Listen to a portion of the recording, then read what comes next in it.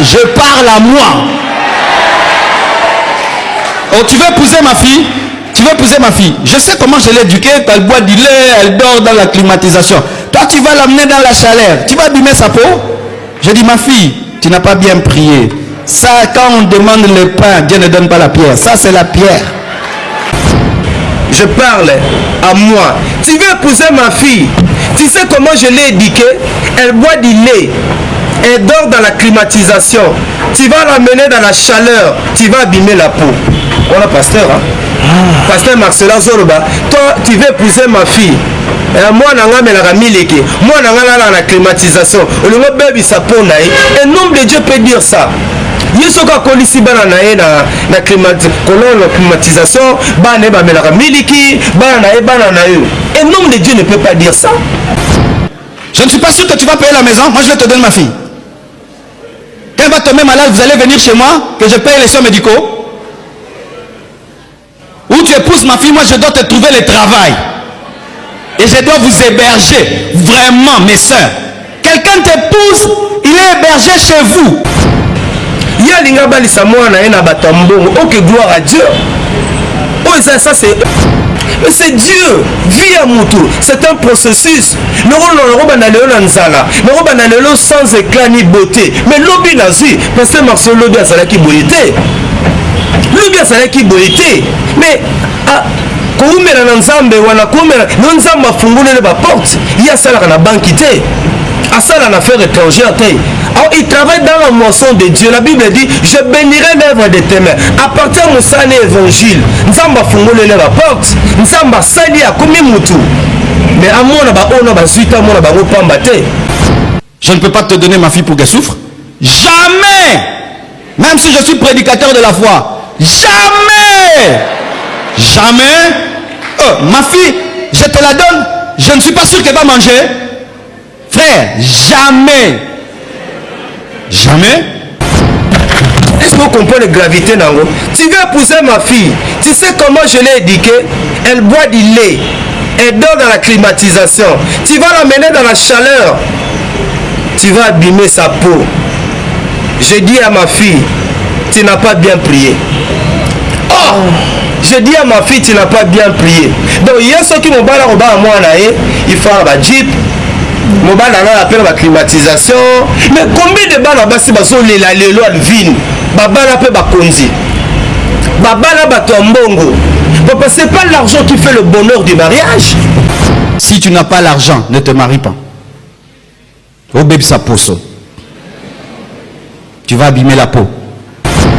Si tu n'as pas l'argent, ne te marie pas. Au bébé sa poso. Alvin est grave. C'est la condition sine qua non pour se marier, c'est pas l'argent. Ce n'est pas l'argent. Moi, je connais des gens qui ont des moyens, suffisamment de moyens, des gens à qui Dieu a donné des moyens, mais le baso balaté. Quand il dit au bébé sa poso, et puis on remarque à l'obiango deux fois on a quatre messages là. Et pourquoi? On dirait c'est plus le matériel, hein? La poso papa. On a vu des gens, nous autres, papa. Il y a des gens aujourd'hui qui sont devenus méconnaissables. Moi c'est à Kitoko, mobile à Kitoko, maladie yeboy, poso oyo baby. Si tu n'as pas l'argent de te marier pour bébé ça poso. Le mariage sans argent rend poète. Au moins pasteur, c'est comme s'il met plus l'accent à eux autres frappés. Tu vas abîmer la peau. Le mariage sans argent rend poète. On sait qu'évangile à pasteur. Hein? Toi dans le monde, frère, tu pouvais t'approcher de cette fille-là. Tu pouvais t'approcher de cette famille-là. Maintenant, tu profites comme c'est l'église. Tu profites comme c'est l'église maintenant de sauter les coudées et d'aller prendre une fille d'une bonne famille. Toi dans le monde, frère, tu pouvais t'approcher de cette fille-là. Tu pouvais t'approcher de cette famille-là. Est-ce qu'un pasteur peut dire ça dans l'église? Il peut dire ça là-bas dans un encadré. Toi, frère, dans le monde, est-ce que tu pouvais t'approcher de cette fille-là? Tu pouvais t'approcher de cette famille-là? Lorsque nous sommes à l'église, nous sommes les enfants de Dieu. Ose à la mon ministre, ose à la mon président de la République. Mais tant aux en église, tous en Zambie. Yesu nda sangisi biso, Yesu nda za ya na biso. Il veut nous dire que bana batambongo ba bana na bango biso ba pauvre pe to bana na biso frère wana azoba toi dans le monde, frère wana il azobenga toi dans le monde. Tu pouvais t'approcher de cette famille, il doit venir na ye. Toi dans le monde, frère, tu pouvais t'approcher de cette fille là, tu pouvais t'approcher de cette famille là. Maintenant tu profites comme c'est l'église, tu profites comme c'est l'église maintenant de sauter les coudées et d'aller prendre une fille d'une bonne famille. Toi dans le monde, frère, tu pouvais t'approcher de cette fille-là, Nazanani. Elle est qui? Tu pouvais t'approcher de cette famille-là, famille Ngozanine. Famille Ngozanine. Oyalinga a Siemisa. Toi dans le monde, frère, tu pouvais t'approcher de cette fille-là, tu pouvais t'approcher de cette famille-là. Maintenant tu profites comme c'est l'église. Ah! Ya. Alors, asa la bango église na bango kabola. Église ba fille wana, ya ba famille wana. Asa la bango ya bango. Ya baba, asa la bango ya bango. Comme ça ba kuta na ka bango na bango. Maintenant biso pe ba oyo bana livulu ya se ya mai. Bazanga biso pe na bana biso. Toza l'église na biso, to kuta na biso na biso, bango pe ba kuta na ka bango na bango ba solola. Aux évangiles. Est-ce que vous allez évangile? Dis-moi, aux évangiles, aux évangiles, ça c'est la discrimination sociale, ça c'est créer cassure sociale. En Jésus, toi, quel que soit ton niveau. Ma soeur, toi qui es d'une bonne famille, un frère vient t'épouser. Frère, ma soeur, réfléchis bien, parce que toi tu n'es pas habitué à ne pas manger pendant 2 jours. Lui va t'amener à ça, son estomac est habitué. Lui va te faire dormir par terre, ses côtes sont habituées. Papa, Mozué Yaka dans le mariage. Et vous avez la condition, Mbongo Yaka. La condition sine qua non pour se marier, ce n'est pas l'argent. Ce n'est pas l'argent, la condition sine qua non. Pour battre Mbongo Bele Bazar. Il y a même des pasteurs de Bazar qui ont Mbongo na babalité. Oui, il y a bien la Kinshasa. Et ça la bana ba se belo ba so regretter pour ba négliger ka mibali ba sous-estimer ka mibali wana azana nini a opesa na nini ya famille sanga griffe mais lelo ba vie na bango changer muta changer ka vie a mutezali nzambe. Si tu n'as pas l'argent, ne te marie pas. Au bébé sa poso. Tu vas abîmer la peau. Si tu n'as pas l'argent, ne te marie pas. Au bébé sa poso. Quel poso? Oublie que ça c'est une injure. Et ça grave pour un homme de Dieu. Au même ça pose, tu vas abîmer la peau. La peau c'est quoi? Et l'autre, blesse à qui la yema nzoto. Nzoto yo. Et ça bien sikoyo. Et bien sikoyo. Mais malade zoyo. Nzoto c'est quoi? Comment passer à accrocher dans ce qui frappe aux yeux, à accrocher dans le matériel. Au même ça pose. Vous dites à l'église. Et ça bateau va rappeler ma poso ya ma belle et le bonga. Ça maintenant changeaka. On a que 3 vidéos, il y a pasteur Marcelo, je remets tout là, c'est pour la vidéo Isali. Mais dans 3 ans vidéo, alors dit bien, moi cité les rapports sexuels avant les mariages, Isali Mabé, ça on a aimé. Mais vers la fin, ça c'est mon point de vue. Et la limite que ensemble bébé va contredire quelque part vers la fin, c'est que le pasteur Marcelo a dit au sujet à sodomie. Moi personnellement, j'allais contre Yango. Et on est allé évangile la bisoté. Wana ezali évangile na bisoté. Nakanisi ba vidéo wana ezali. Tolobaka pona koloba te. Mais tolobaka so tomoni lokola ne makomi lobi ba chrétien béré. Ba chrétien béré ba ne ko vérifier l'écriture. Pour kotala si o bazo te bango ezali a solo to ezali a lokuta. Mutu moko taza na monopole ya connaissance ya makambo. Et vous avez la pasteur, mais vous avez sauté. Vous avez la juriste, vous avez sauté. Vous avez la paix journaliste, vous avez sauté. Je ne partage pas le point de vue à pasteur Marcelo Jérôme Tounassi. Na a lobby vers la fin. Na l'icône a lobby bien, mais vers la fin. Au sujet ya nini, au sujet ya sodomie. Alobi, qu'est-ce qu'il a dit? Alobi, pour casser la monotonie, pour casser la monotonie, et si la femme ne trouve aucun inconvénient, si cela ne blesse pas, si cela ne fait pas mal à l'autre, c'est qu'il est en train d'encourager la sodomie. Si cela ne fait pas, hein, si cela ne fait pas mal, si cela ne dérange pas l'autre, moi les évangiles n'a bisoté, moi les akobunga. En confirmant vraiment qu'elle n'a pas été directe. Hein. Mais non, écoute, dans ce projet là bandeko, au calé parti wana otie la bango. Ce qu'on landi yango mutamayele. Vous allez comprendre que le pasteur a encouragé yango. Comment il peut dire voilà, il aide pour casser la monotonie. Et si cela ne dérange pas, si cela ne dérange pas, si cela ne fait pas mal à l'autre, si votre conscience ne vous dérange pas, si en d'autres termes, bien en d'autres termes, c'est qu'il est pour la sodomie. On les évangiles à bisoté. Également, les évangiles à bisoté, on a des évangiles. À moins que Batman ça va fanatique. Aux yeux également, on a dit pasteur Marcelo, conseil aux jeunes. Mais l'abîmé peut libanda. Moi j'aime beaucoup le pasteur Marcelo. Attends que c'est dans la classe Tanguay Belé. Dans la classe Tanguay Belé, mais depuis un certain temps, non, moi, va dérapage. La théologien, mais il y a des choses aussi à théologien de formation. Mais avec la petite connaissance, le coup la banane en Zambie, le coup batoba kolikati na liluba, na molimo na Zambie, on peut comprendre que mutabungi.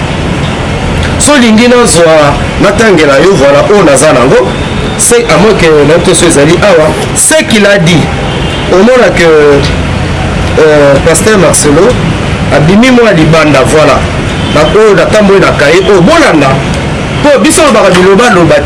Les gens pensent que c'est un règlement de quantité. Écoutez ce que le pasteur Marcelo a dit au sujet à mariage. Conseil aux jeunes, si tu n'as pas l'argent, ne te marie pas. Au bébé sa posso, elle vit les aggraves. La condition sine qua non pour se marier, c'est pas l'argent. Ce n'est pas l'argent. Moi, je connais des gens qui ont des moyens, suffisamment de moyens, des gens à qui Dieu a donné des moyens, mais le baso balaté. Quand il dit au bébé sa posso, et puis on remarque, alors bien deux fois on a quatre messages là. Et pourquoi? On dirait c'est plus le matériel. Hein? La posso, papa. On a vu des gens, nous autres, papa. Les aboués. Mais on peut que Bella. Il y a des gens aujourd'hui qui sont devenus méconnaissables. Moi, c'est à Kitoko. Mobile à Kitoko, maladie, yeboy. Posso, oyo, baby. Si tu n'as pas l'argent de te marier pour baby, ça posso. Au moins, pasteur, c'est comme s'il met plus l'accent à eux autres frappés. Tu vas abîmer la peau.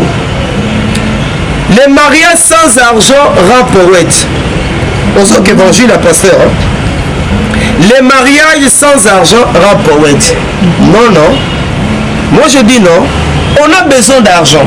Il y a des gens on décolle vie et puis les balles nzamba benga biso ndenge morote. Et ça bateau yo ba kota na libala na bozi na bomengo. Bamsu ba bateli yango, bamsu pele bazana ngote. Et ça pele ba o ba kota libala ni éclat ni beauté. Mais le long nzamba salini amemi bango musika. Moi je pense que ce qui est important pour la jeune oyo alinga kota libala. Un jeune, quand je dis un jeune responsable, c'est-à-dire quoi? Aza mutu azana musala. Ou encore, mais le nom on dit pasteur nani, pasteur Jacques-André Vernon. Alors bi maté à Mokobia. Oza tu es licencié en droit, licencié en économie, licencié en boyeboy. On occupe musala aux UT. Mais en toi il y a des potentiels, tu peux créer. On peut créer comme le activité ils ont permettre aux hommes pour côté la libala. Et lui l'homme de Dieu doit encourager le jeune. On va dans l'église mais ça n'a pas pour frustrer bango, ça n'a pas pour traumatiser bango, ko seka bango, ko tiola bango. Il est devenu ce qu'il est là aujourd'hui, mais l'obé zalaki boité, l'obé peut azangaki, l'obé peut akelelaki.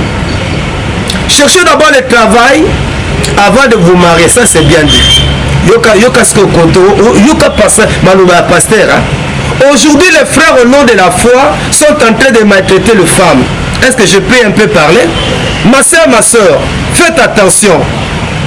Il y a des frères escrocs qui savent utiliser la foi et l'église pour se marier à des filles qui ne pouvaient pas épouser dans le monde.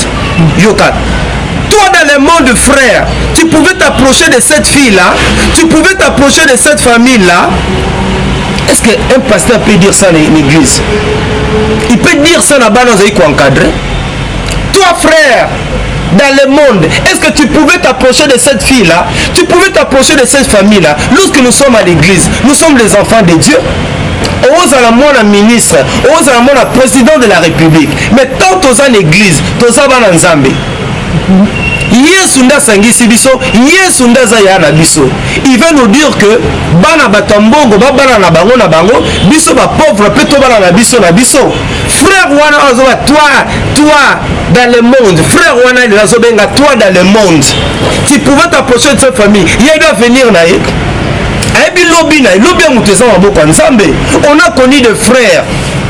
On a connu des frères. Baka ni éclat ni beauté. 2 pantalons, 3 pantalons. On a connu des frères avec l'église Azana Lipapa. On a connu des frères Oyo, Bakuni Nanzala. Nzala des résidences, Tabanala Nanzala. Mais les lois vie n'a pas changé.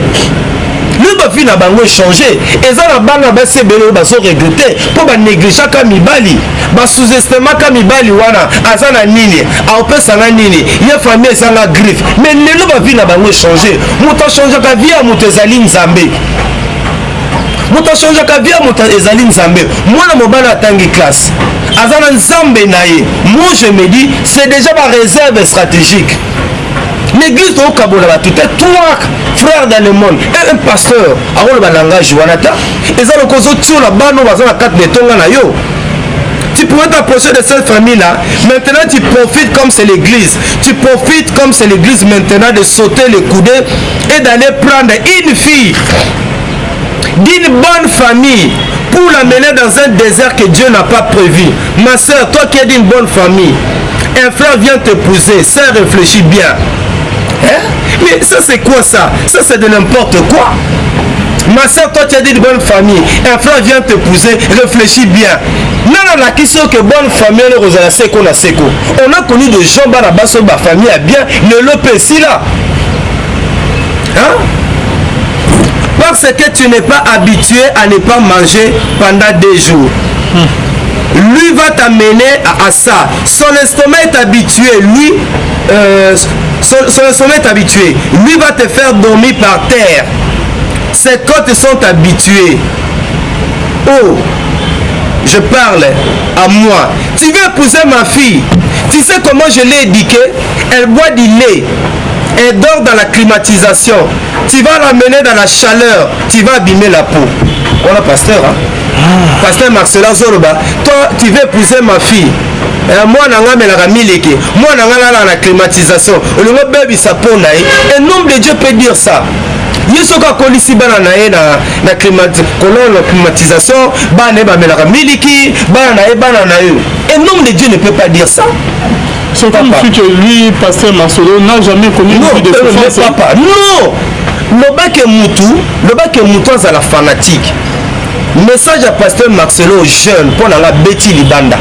Je vous dis sincèrement, dans la vidéo, dans la vidéo, na tindel même bateau. Na 100%, 99% à battre contre le pasteur Marcelo, église et PC dans Nzela Kaya frère wana, abouya ko so ba dim na bango, abouya ko so ba fond na bango, bon bazola na betoko, ba ya yoka comme un pasteur, tu veux épouser ma fille yoka. Tu veux épouser ma fille, tu sais comment je l'ai éduquée, elle boit du lait, elle dort dans la climatisation, tu vas l'amener dans la chaleur. Oh, frère, on a les là dans la chaleur, le bifi n'a pas changé. Azana yesu nae, atangi classe nae, azana capacité nae, azana potentialité nae. Nzambe na change ka vie à bateau. Pasteur Marcelo Lelo, dans YouTube foutier. Bémission ba net foutier ayebani na mokili mais azonga pe na sima azonga na sima azandenga za lelo sokazi a créer ba entreprise sokazi a asala misala asali sa ba frère wana puisque évangile les holistique toza na corps toza na esprit toza na âme tout monde appelle libanda na poto ba pasteur baza na ba banque ba pasteur baza ba entreprise baza ko sunga ba ndimi na bango. biso tono que ça va reporter une église à pasteur Marcelo parfois il nous donnait quoi batango akala wana na tongi boité ouais ba porte bene funga meliété attends la archive nous donnait quoi tout ça mes missions nanda kuna ye tout ça mes missions d'église et béton on ça va 100 na sur 40 jours 40 matins de prière ben anego benga bisoté anego benga lelo benga biso lisusu et pourquoi non il y a ça zui on a na matéate pasteur Mars nana même le catholique l'église catholique est une salle d'attente pour l'enfer. Moi je me dis c'est excès des ailes, c'est l'arrogance, mais il y a trop d'arrogance. Tu veux épouser ma fille, tu sais combien je l'ai éduquée. Moi je ne vois pas. Moi comme ça je ne vois pas ma pasteur local ma pasteur ma vieux sita, ma papa Sembe, ma pasteur Belé, ma Gaston Lundu, non moi na papa Timothée Moshi, non moi na bango ko ba kamote. Ça je vous dis vrai. Non moi na pasteur enseigné, ma pasteur mature, non moi na bango ko le côté. Non moi arrogance ya boy. Non, on c'est quoi biso ba to zanga. To zanga éclat. To que l'église wana te. Ya linga balisa mwana ena batambongo OK gloire à Dieu. Oh ça c'est aux évangiles té. Aux évangiles nzoto. Aux évangiles sentiment. Ça je vous dis vraiment contre été. Mais matin ouais peut singa kanda. Pour ba jeune on ba ine. Comme ça la salle intervenant pasteur révérend Dominique Ngoy on appelle Simbote. Parce que Dominique a singa boy. Alors répondre à la question de Dominique Ngoy, centre évangile la résurrection. Alobi tabo bandi l'église ça 30 ans tabo bandi église wana azaki ba jeune et belé étudiant bana classe mais qu'est-ce qu'il a fait le cola pasteur ayebaki na ko investi kati na ba jeune wana ko pesa bango bana nzambe ko encadrer bango ko leisa bango et ça dit il avait cru azaki ko croire kati na bango na ba jeune wana ni éclat ni beauté bazali na griffité ye moko pasteur mais na ba jeune wana o ba ki sans griffe il y a centre évangile la résurrection sans griffe atei bango encadrer bango azona non to quel est ton problème o ya ko sunga sali basisi ba classe bazui misala bango nde bakomo ba partenaire nini ya centre évangile la résurrection moi témoin pasteur Dominique apesanga mais ceux qui na déjà sous-estimé ki bango ceux qui a sous-estimé ki bango mais il a cru bandimi besoin l'église quel que soit niveau na atazamo na mobola mais tant dans la maison de Dieu en lui il y a toujours quelque chose il pensait qu'on sous-estimait ta qu'on sous-estimait ta papa ngana bi bato bana bazana betoko bato bana bazaki na bala gomme hein na kutela ndeko mo toujours ça mais l'église a pasteur Dominique na taxi après ça va témoignage na abi yeta malingi mosi na balinga ke famille mosi lingi te yoza mona nzala biso mona biso bo baboye mona mobali wana mwasa lobi no mobali na ngai yeyo babengana mona mwasi po mobali azalaki na griffité mobali azalaki mutu nzala lokola ngai mais mwana mwasi comme elle tenait mordicus na mobali na babalana abi quelques mois après seulement nzamba changer makambo mwana mobali wana amemi katina ndaku na ye abomoni bijou on a sali abi j'aime ma femme pour mona mwasi on sala nyonso elle avait cru à moi papa bozui yaka dans le mariage et vous avez conduit mbongo yaka la condition sine qua non plus se marier ce n'est pas l'argent. Ce n'est pas l'argent, la condition sine qua non. Pour battre mbongo belé bazar. Il y a même des pasteurs le bazar pe na mbongo na babalité. Oyebi bango na Kinshasa. Il y a des pasteurs puisqu'il dit si tu n'as pas l'argent ne te marie pas. Au bébé sa poso. Quel poso? Obi que ça c'est une injure. Et ça grave pour un homme de Dieu. Au bébé sa poso, tu vas abîmer la peau. La peau c'est quoi? Et l'autre blesse à qui la yema nzoto. Nzoto yo. Eza bien sikoyo, eza bien sikoyo. Mais malade zoyo. Nzoto c'est quoi? Comment passer à accrocher dans ce qui frappe aux yeux, à accrocher dans le matériel. Au bébé sa poso. Vous dites à l'église. Et ça bateau va rappeler ma poso ya ma belle le bonga. Nzambe na changeaka. Nzambe na encourager ba jeune na ba sala musala, batanga classe, baye ko la misala. Et na bakapasité bazali na yango bakapasité nde epesaka mbongo bakapasité nde epesaka mbongo. L'argent ça vient yango nzambe ato ya Moïse kati entre tes mains. Tu connais l'histoire de la multiplication de pain, 5 pains et 2 poissons. Et que l'eau quoi pamba ba disciple ba minimisa yo sabi boyela nga yango à partir de 5 pains et 2 poissons miracle salema.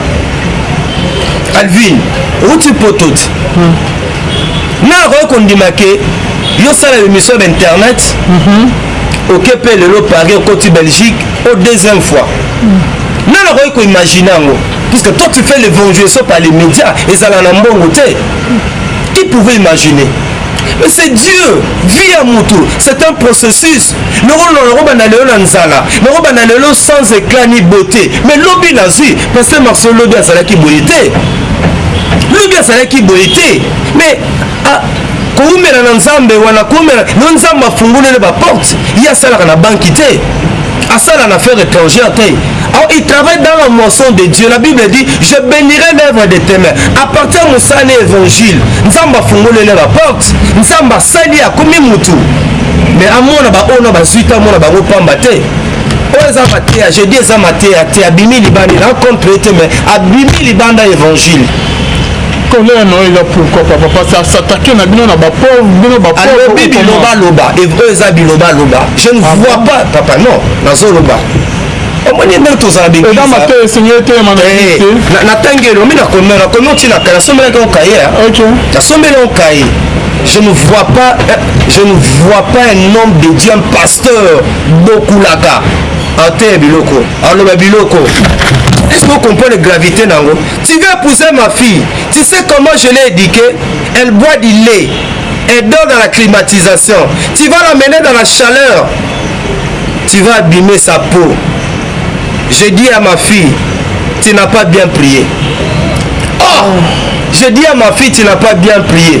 Donc il y a ceux qui m'ont balé à moi, il faut un jeep. Mobile appelle la climatisation.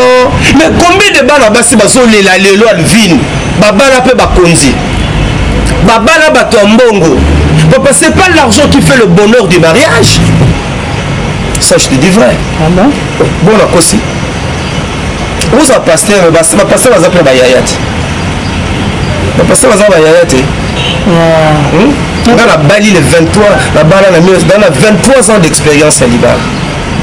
Puis on a dit formation à bien comme en église catholique. Toké ba libala mwinda na landima na temi mama bala na passer site mimba. Na bossa instruction on baloba. Donc vous a passer au yebinyo sauté. Yo mo chez ba catholique, aux ali monsieur l'abbé. Ne ba bebiko wana boy. Spécialiste dans le domaine éducation. Yo mo abebiko depuis le église catholique, puis na longa te papa. Depuis ba longola na coordination des écoles conventionnelles catholiques, école catholique là. D'après ce que je contredis, nous avons l'école catholique à un moment, mais c'est l'abbé Biko, François Xavier Biko, na Lelo, l'abbé Biko a télémi. Le domaine d'éducation est incomparable, le secteur éducation. Pour nous, nous avons un ministère. Il y a l'abbé Biko, ministre enseignement primaire, voilà. Au moins, l'église catholique, nous avons c'est l'abbé. Mais un excellent mais il y a dans le domaine de la santé. Mais ce n'est pas le cas dans nos églises. Aux pasteurs, en expérience, tu n'as pas de no-all. Peut-être il n'a pas voulu, peut-être il a voulu protéger sa fille. Alors qu'il n'est pas mobile. Après ce conseil, on a un nako. Pas un nini. Les deux ont un téléphone, il y a battu. D'abord, moi je n'avais pas cette vidéo. Nga batapoto nde batindeli ngai. Apa batapoto na mona classe na ngai. Moi classe na ngai tansi na livulu aza l'église na Bandal. Aolela. Abi pourquoi passer Marcelo à l'obibo. Et puis yé mom takati bakata à partir wana bapandi. O eza maté ya buzz, maté ya vide. Il y a deux types ya matéa. Il y a deux types ya matéa. Kala. Bazana côté pour sauver ma vie. Mais nous bateau té pour na buzz. Et puis moi biloko baso katarana ya repanza. Et ça biloko ils ont mona que non et comment et ça penze vandité bellité. Biloko bellité ne baso panza panda. O eza maté ya buzz, maté ya ba view. maintenant vie comme life 8 ans là-dedans. Ils ont maté il y a ma view, ils ont maté à couper sa bonne moitié. Eux on peut sa diarrhée spirituelle. Eux maté à diarrhée. On peut pas aller quelque part que ceux qui n'ont aux en makokito kobala te même des awati. Alors bien moto. Alors quand on a CPL à l'objet de Calvin. OK, on revoit. Cherchez d'abord le travail avant de vous marier. Ça je suis d'accord. Il y a un conseil qu'on peut s'appeler dans la jeune. Ça je suis d'accord. On ne peut pas se marier. Ils en aura raboué, hein?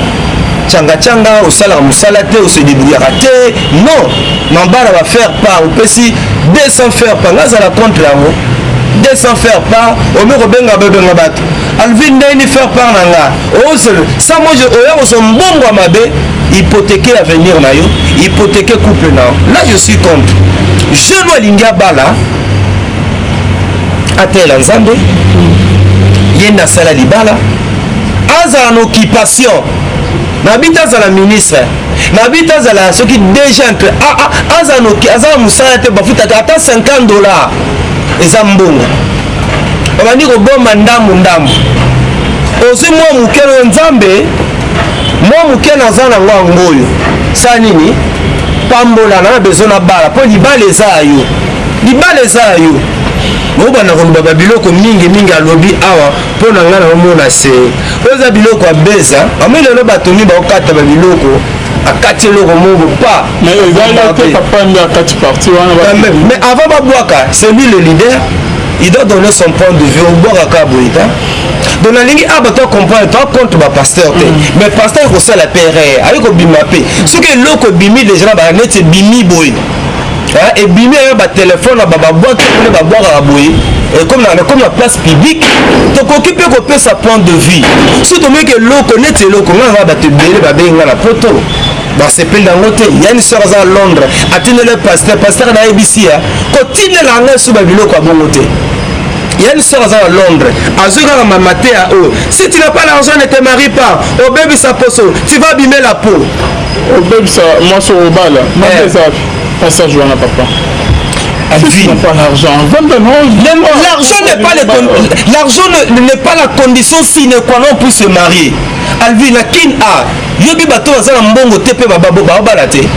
Il y a même des pasteurs ici à Kinshasa. Bazan ba villa, bazan ba millions, babala. D'abord comme content un peu comme modeste va passer dans babala. Mais ils ont l'argent. Tu sais combien de mamans ont bazan bandako bazo lela.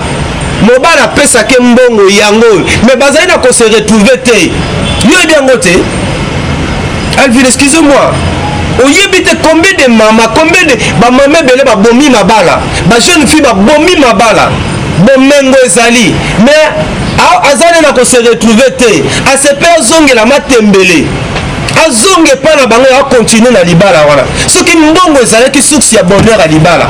L'argent n'est pas la source du bonheur dans le mariage. À l'accent dans la Bible. Et c'est comme bon, les source du mariage. La Bible est ça. Il y a aussi les gens bateau pour batangi la classe à ma balle et bébé basa. Même ça ceux qui n'a bimi libanda. Donc pour le makambo pasteur Marcelo bimi libanda. Abimi libanda. Ceux qui même mouton au contredit mais la base ont un sentiment. Parce qu'il y a des gens qui pensent que oh nous ce pasteur à l'obéza solo. Non, pasteur à zamutu. Aïe peu bima libanda. Mais surtout que les classe on a eu peine. Alvin, tout comme il a bisoté, tous à peine l'autre côté, mais nous croyons que nous avons paix. À ça la taille à moi mouké. Nous avons basali tous une bisoté, tout comité, tous en a besoin de la bangoté. Mais nous croyons que nous avons basali paix moi mouké. Si chacun de nous doit témoigner, bande ko tout babala, ba pèse ma témoignage à vie na bango. Ba te belé ba kolela. Si tout babala pèse sa témoignage à vie na comment ils se sont mariés. Demain les Liban les a complexes. Liban les a spécificité nango voulu par Dieu pour sa gloire. On dirait que je n'en ai pas de soucis. Aujourd'hui, on dirait qu'ils ont dénigré. Babola, ils ont dénigré. Oui, dénigré. C'est ça les Est-ce que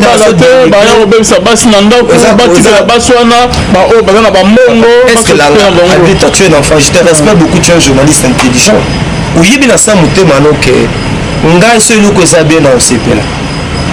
Celui que ça bien dans ce mais celui que le ko bimé tamboli déjà et que battu va murmurer, battu tinelinga yango, na pesa point de vue nanga. nana monopole ya connaissance na libala te mais moi moke nayebi na mpe l'expérience na domaine na oyo alobi eloko nga sepe nango eza kaka cherchez d'abord l'argent va de vous marier. Ça j'ai aimé, il a bien parlé, il a bêté les mains. Pour le reste, Abimi Libanda. Donc tu as dit que non, au Tikala jamais aux opportunités quand tu étais dans les mondes, il y a une carte église, comment s'approcher d'un serment, c'est aussi une injure. C'est aussi une injure. Papa, c'est aussi une injure. À dénigrer ma frère Wana, à dénigrer ma frère. Yoka. Chaque jour, toi dans le monde frère, yoka langage. Toi dans le monde frère, traduire en lingala. Est-ce qu'on comprend? Traduire en lingala, est-ce qu'on comprend? Toi dans le monde frère, tu pouvais t'approcher de cette fille-là dans un nani. Elle est qui? Tu pouvais t'approcher de cette famille-là, famille Ngozanine. Famille Ngozanine. Où il y a l'inga à Siemisa. Toi dans le monde frère, tu pouvais t'approcher de cette fille-là, tu pouvais t'approcher de cette famille-là. Maintenant tu profites comme c'est l'église. Ah! Ya. Alors asa la bango église na bango kabola. Église ma fille wana, ya ma famille wana. Ba riche. Asa la bango ya bango. Ba bonga.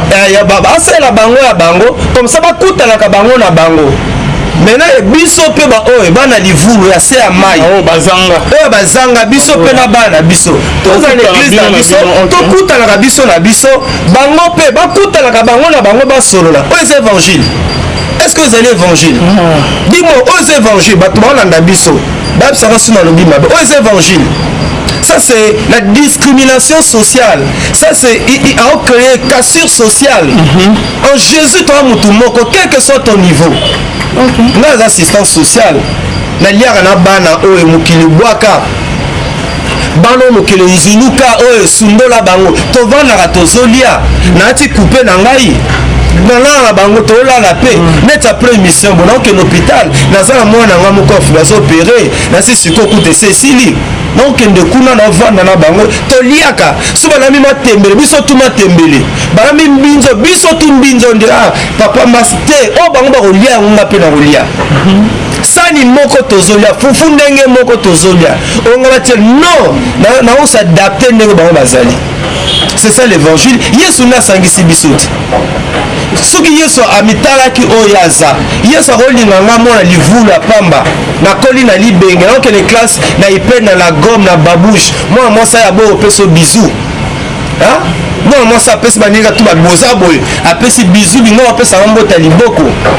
Tu peux imaginer ça okende classe oza ta na caleçon te wana pare oza eloko te tokomi te me nzambe asali ata mwa komi zosta na niveau 2 naseka frère wana te azozela nanu nkolo asala makambo maye ningana azozela kono pasteur Marcelo aseki bango atioli bango la prédication na bango bazanga aseki bango atioli bango il peut même demander pardon na bango ah bon il peut même demander pardon bah frère vous avez été choqué na eux même prédication te vous avez été choqué dans mes dits je vous demande pardon. Il peut même le faire un peu de l'autre. Ah, quand ça peut n'y avoir nalandi mokomi mosusu alevine paster mona otanga kombo te oye bien mekotanga mpe kombo te lelo aza na circuit mokonzi ya mboka c'est un homme influent lelo paster wana ateya na église ya paster Grace Sumbela wana esika église ya paster Louve ekomi lelo la Bible verte. Pasteur Grace Sumbela ayaki na convention quelque chose comme ça abengi pasteur wana aya koteya enga na osala reportage na caméra nanga pasteur wana lobi boye un jour mwasi na regla ye azali na mbongo osomba bandi génique te azangi l'argent ya kosomba bandi génique alors mwasi asali autilize azwi bamaputa bakingandi asalisali yango ta pasteur aya mwasi pasteur akomi kolela abikuma mwasi na ngai azoutilize bamaputa mpona na moment ya période na ye yoka réponse à mwasi ayebisa mobali non chérie ne pleure pas en toi il y a des promesses, moi je connais ta valeur, tu es un homme de valeur, tu es un grand monsieur, c'est pour un temps, non, la situation est passagère, ne pleure pas, je sais ce que tu vaux, je sais ce que tu représentes. tunanga lelo oyo pasteur wana obi kombo otanga kombo te lelo pasteur wana aza lokola lipa na Kinshasa pasteur wana lelo apami bato mpe moko bana secret chef de l'état kotanga kombo toyebi. Vous comprenez? Mais un jour sa femme un jour le pasteur a pleuré pour azanga kimbongo ressemble à nini bande hygiénique bongo lelo alors ça peut ici dans la bande hygiénique hein et vous savez ici dans la bande hygiénique ici nous prenons dépôt ya bande hygiénique lelo pasteur un soko lela nzamba apesi renommé nzamba apesi gloire nzamba apesi pe ba millions pour zoyer lelo azawa lobi aza awa lobi aza kuna lobi aza kuna. C'est un pasteur qui bouge il sillonne le monde à cause de l'évangile. C'est pour vous dire que vie la domaine ya libala eza 2 fois 4 te mutu muso obanda lelo pe na libala wana bona la gomme obanda libala pe lelo na la gomme 6 mois plus tard 3 mois plus tard après combien de temps ville comme on t'a vu que Mikil après combien de temps maintenant le silipété et c'est bandeli. Donc pasteur Marcelo Soka azui gloire à Dieu a minimisé baningate a seka baningate a bongsamate anaï tolingaka mingi amei ba jeune belé dans le Seigneur mais dans maté anaï makamususu pe ezosimbaté. Les gens se plaignent, beaucoup de gens se plaignent mais tu oul libanda ici Toloba l'église catholique est une salle d'attente pour l'enfer. Tu analyses ta français à Moukio. C'est pas vrai. Il y a ça sur quelle base? Et pourquoi ne pas dire église naïe? Pourquoi seulement l'église catholique? Parce que la vérité, est-ce que l'église n'a pas son nyonso? Tu as sauvé à cause de l'église. Tu as sauvé à cause de l'église. On a pris ça qui bité à théa. Biloba loba bilomo so iko evitango iko evitango bilomo so tolo kana loba ka o eza biloko base donc le to ba deni le somi comment sili ba pasteur ba conseil la média bazo ba conseil en communication ko yeba ko ba français et ko ba te ko ba kotea ko yeba ko ba français ko ba ko manipuler la langue française et ko ba te que tu es un bon prédicateur. Les gens, c'est ce que les gens pensent. Quand on parle français, danger, té. Les gens ne connaissent pas. Nous, on va tous dans le français, danger, qui a dû la roter. Média, et Matisapé qui t'a le dénilis. Normalement, l'église, mon sérieuse, à travers le monde. Et on a dénilis, c'est une roter. Église, nini. Yébisa, église, on a dénilis, c'est une roter. Église, nini. Yébisa, église, nini, la roter. Mon dimini ya solo que l'église a déni les mon dimini net na enseigné bon na quelle église na na luka nini média to ça il a bien to te à royaume vous appelez pasteur domaine on met les arrêter benga muto yeba rotea pour te éviter biloko to ça ba chrétien béré to vérifier ma commis to ba chrétien béré. Quand la sentinelle voit les dangers venir, elles sont là. Là, tu sonnes trompette. A te arana, mais oyo, conseil à jeune oyo. Oyo, t'as bêti le banda. Ok, Papa Maximilien, merci beaucoup. Merci. En concert live, le 21 août 2022, à 18h chaud 50$ VIP. Quand ça, on a le beat. Et puis là, c'est moi, si il y a pasteur. Joël Francis Top. Mais bien sûr que ça répond à été. Depuis un certain temps, tous gens qui assistent à concert à biso neto bara, à chrétien, à bisika songolo pakala, ah bah tu prix $25, VIP $50.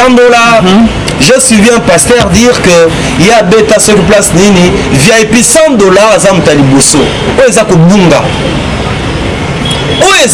Ça n'a pas de soubassement biblique. VIP sont des personnalités importantes. Mais lorsque nous recevons Jésus dans nos vies, Alvin Beya, nous devenons des personnalités importantes. En nous, il y a la nouvelle naissance. Les choses anciennes sont passées. Et devant Dieu, nous devenons de personnalités importantes. Ce qui n'était pas les cas dans le passé. Vous comprenez? Alors, il y a une Bible, il y a une grande fête dans le ciel. Ce qui me somme Kassani. Abongoli motema. Zamba sepelaka. Sumo sumo qui moka bongoli motema. Et depuis un certain temps, tous ont remarqué, na ba yembi na biso, on va organiser ba concert na bango. Ba komi bango nyonso, na ba prix à modèle na modèle, $10, VIP $100, $25. Ba biso sur le plan biblique. Qui est VIP? Quel est le soubassement? Ba fondé makambo wapi. Ça c'est l'église dans le monde. On les a dit que bunga ya église. Papa, Mouto Bobengi VIP. Parfois pour un ministre, pour un député, VIP c'est-à-dire quoi? Il est qui devant Dieu? Pourquoi la discrimination à l'église? Pourquoi? Pas à l'église, ça n'a pas de place. Ça n'a pas de place. En Jésus, tous les gens mais la yebi que ne Calvin, un honorable député. Nabi que ne Calvin, aza boye boye. Mais tant qu'on continue à l'église Alvin Beya, tant qu'on continue à l'église, nous sommes dans la maison de Dieu. Mon bon ato riche tous en dengue moko. Balongo la biso biloko yo. Balokoti yango wapi Alvin. Balokoti yango VIP. Mututu concert $100 VIP. $12 biso ba tout simple. Biso ba bola. Mais on n'a pas connu ces histoires, on n'a pas connu ces phénomènes. Ça devient aujourd'hui un phénomène social, bien un phénomène socio-religieux à l'église. Ça vient faire quoi? Nga biloko abonaro kendeta, nga max, otie loko nao, otie koto $20, otie VIP $100. Moi je ne viens pas. Nga na rokendete. Papa, est-ce qu'elle vit tu comprends cette église là? Tout le côté makambo wapi? Tout le côté ngo wapi Alvin? Qui est VIP là Manzambe? Soit au te primo koso niveau salango. Hein?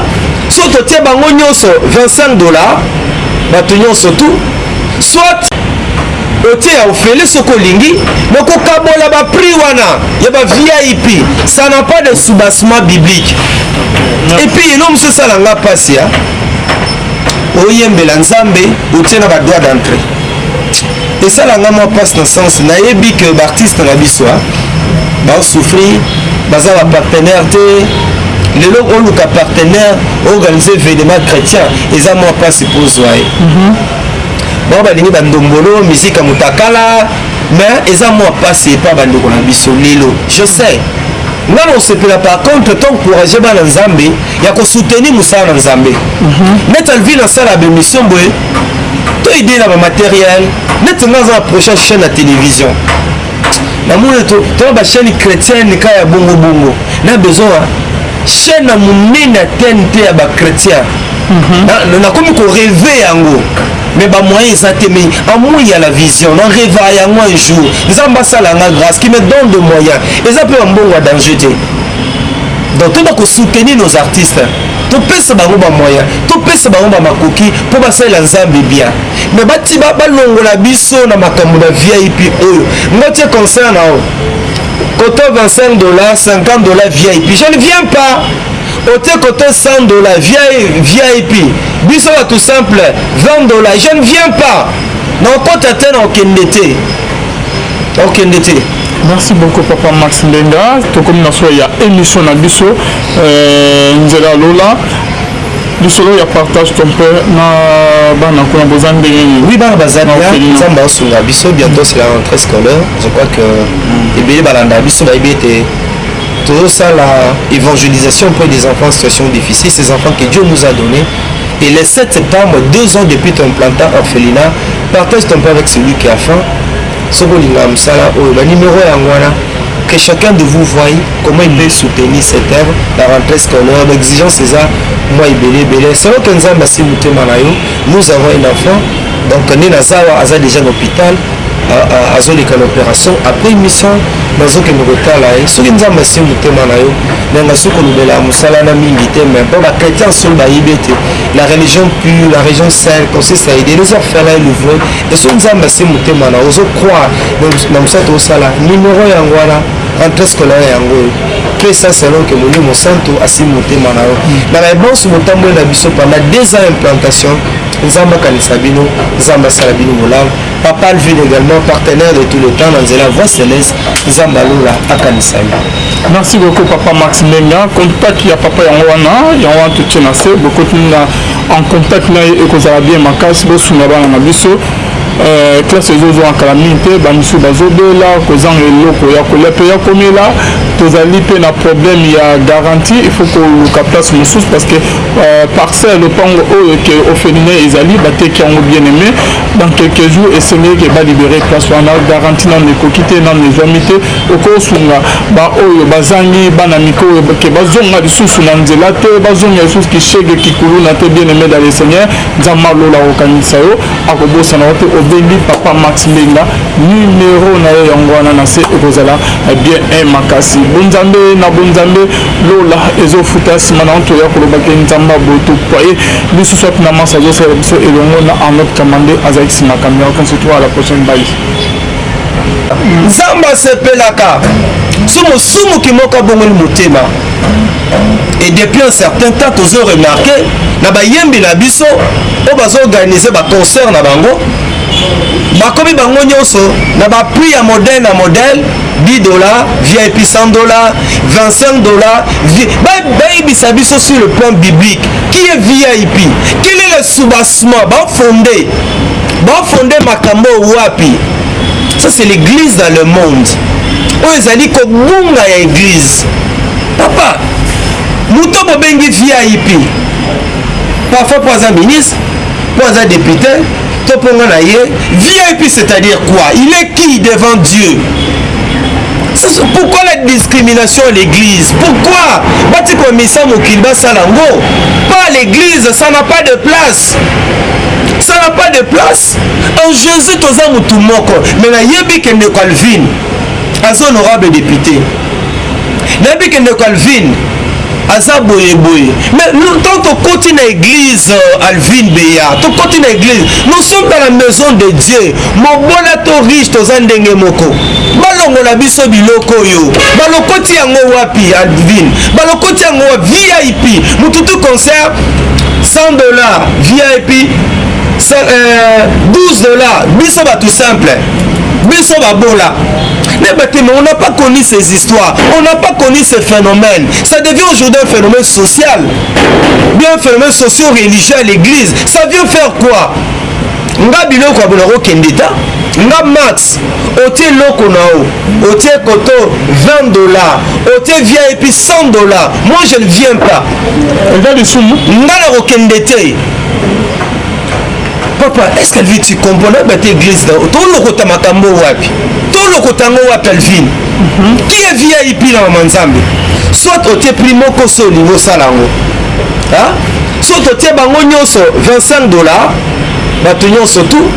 Soit au te ofele sokolingi, moko kabola ba prix wana, ya ba VIP. Ça n'a pas de soubassement biblique. Et puis non monsieur salanga passe hein?